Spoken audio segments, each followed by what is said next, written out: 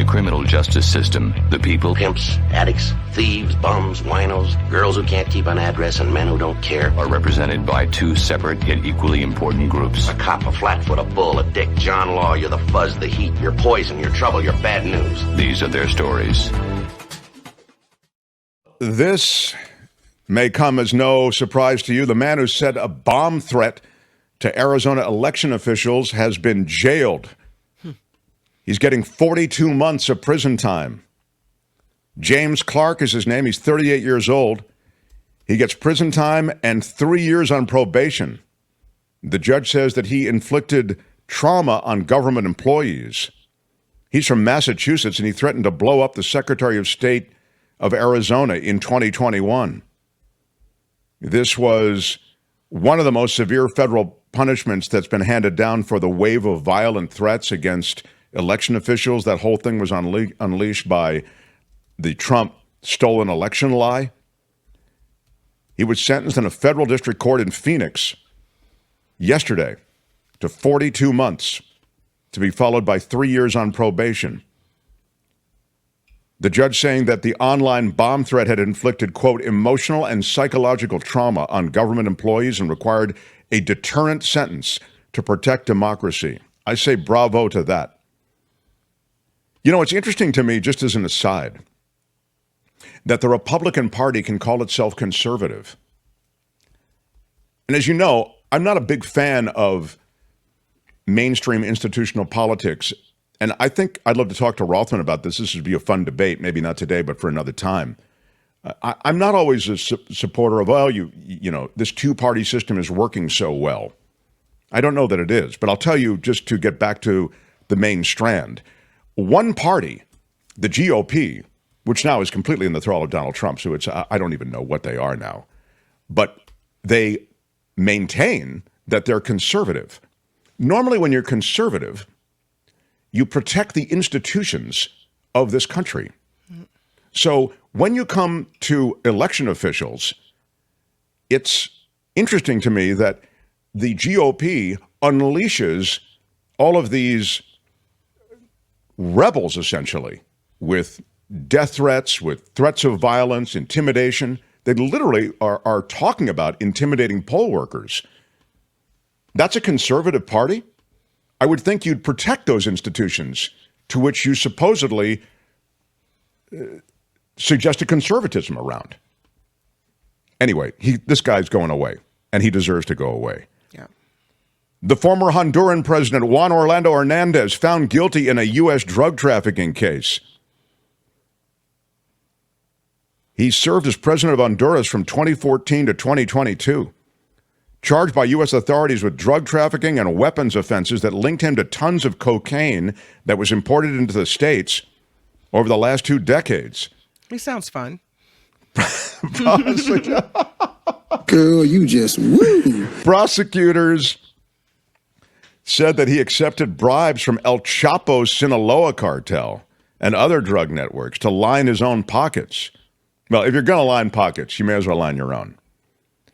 He also is financing his political campaigns and committing electoral fraud to win 2 presidential elections. That is the hat trick, though, isn't it? Mm-hmm. Yeah. Line your own pockets, finance your political campaigns, and commit electoral fraud to win 2 presidential elections.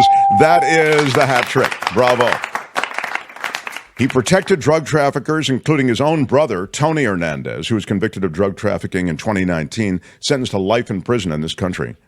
And he even presented himself as a partner of the United States on crime, drugs, and immigration policies as U.S. law enforcement secretly investigated him over involvement in the drug trade. This is a pretty big takedown. Yep. He was indicted and arrested in February of 2022, just 3 weeks after leaving office, and then extradited to the U.S. months later.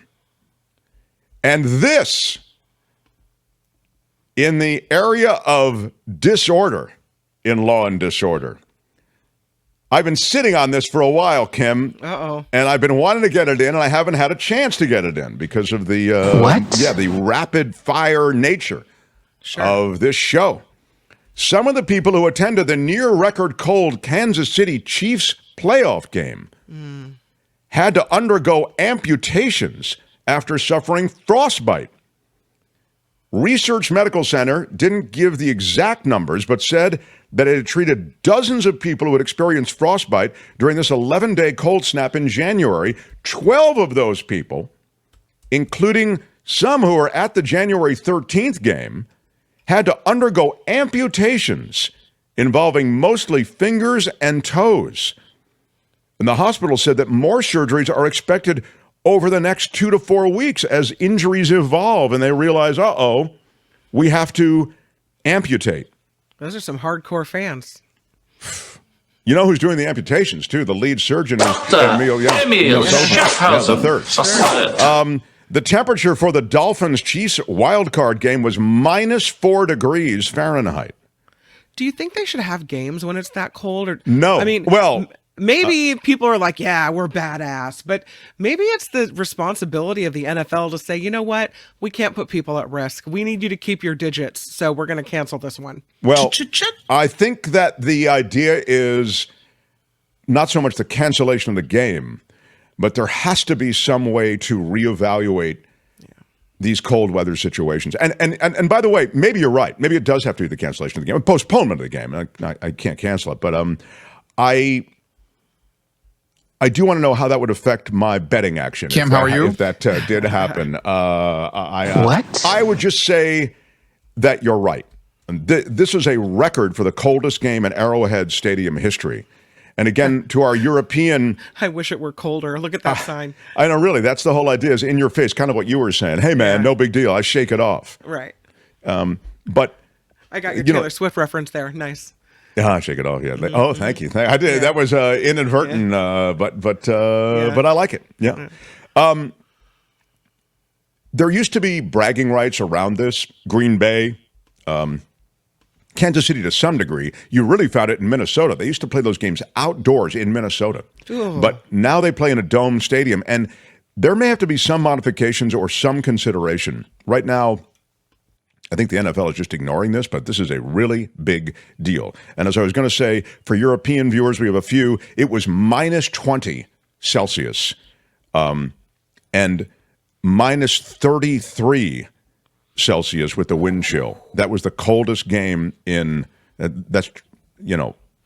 ever been recorded in Arrowhead Stadium history. Oh. So,